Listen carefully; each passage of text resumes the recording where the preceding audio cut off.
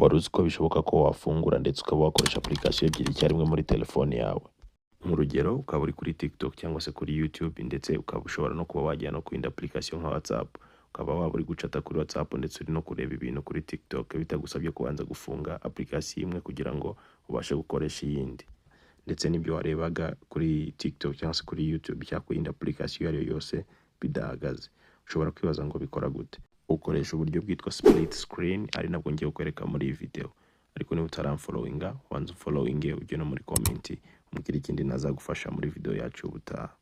Urazanga nk'urugero tuvuge uri hano, urabona ko turi kuri TikTok, nurangiza ukandi hano hasi kwa kundi ugiye kureba application zose wafunguye, numara kwakanda urahituza urebe kuri icon cyangwa se kuri logo hano kuri kano kantu ko hejuru ka application imwe muzifunguye, nurangiza ugakande ugumisheho, numara kugumishaho utukanda hano handitse split screen.